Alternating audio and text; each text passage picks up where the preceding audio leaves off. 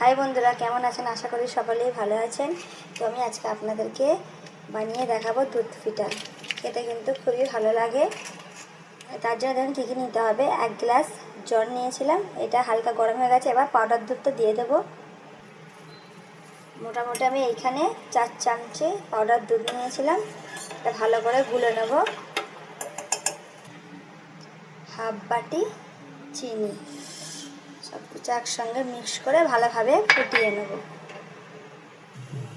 ফুটে গেছে, এবার গ্যাসের ফ্লেমটা লো করে দেবো। অল্প অল্প দেখুন, এখানে 1 বাটি ময়দা নিয়েছি। এটা অল্প অল্প দিয়ে এটা খুমির করে নেব।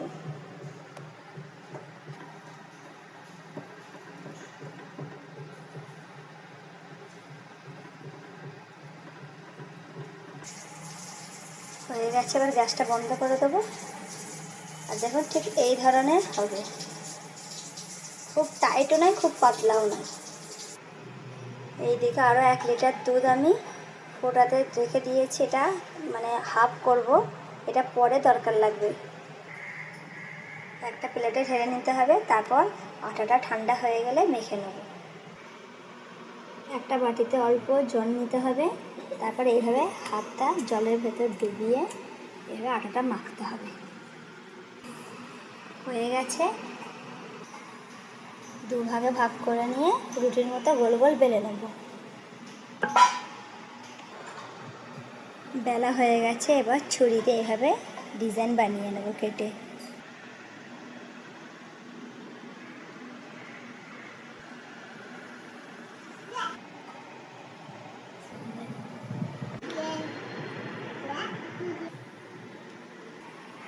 মোটাটা ঠিক এই ধরনের রাখবেন, বেশি পাতলা করলে কিন্তু খাস্তা হবে না। এইভাবে পিস করে নিতে হবে ছুরি দিয়ে।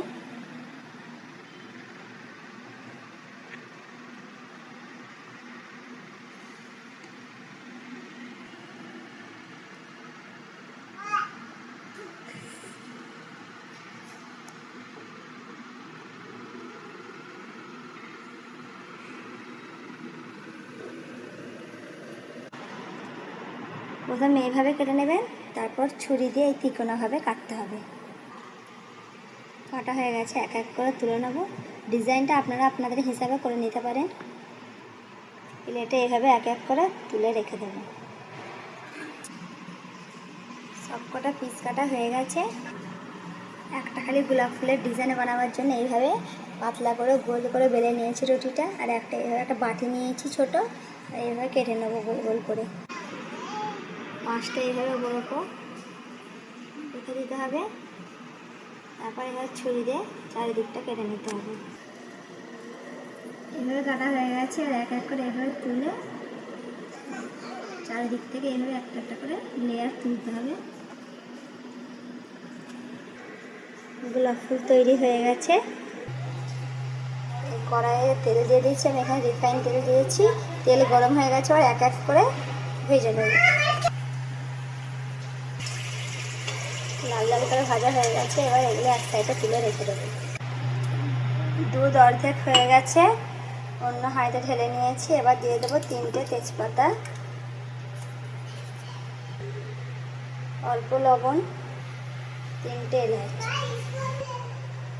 পিঠাগুলো দুধে ঢেলে দেবো, দিয়ে ভালো করে 3-4 মিনিট ফুটিয়ে নেবো ঢাকনা চাপা দিয়ে। আর হ্যাঁ, অল্প চিনি বলতে ভুলে গিয়েছিলাম। দিয়ে ভালো করে সব কিছু মিক্স করে নিয়ে এবার ঢাকনা চাপা দিয়ে দেবো। 4 মিনিট হয়ে গেছে, এবার গ্যাসটা বন্ধ করে দেবো। ঠান্ডা হবার জন্য রেখে দেবো। ঠান্ডা হয়ে গেছে, দেখুন দেখতে কত সুন্দর লাগছে। পিঠেগুলো ফাটেনি, একটা একটা আছে। আর এখানে আমি অল্প কিছু ভাজা পিঠে রেখে দিয়েছিলাম। এই গোলাপ ফুল ভাজাটা খুব সুন্দর হয়েছে, এটা চায়ের সঙ্গে খেতে কিন্তু ভালো লাগে। তো আপনারা একবার বাড়িতে অবশ্যই এভাবে বানিয়ে খেয়ে দেখুন। যদি আমার রেসিপিটা এবং ভিডিওটা ভালো লাগে তো অবশ্যই লাইক, সাবস্ক্রাইব এবং ফলো করবেন। Thank you.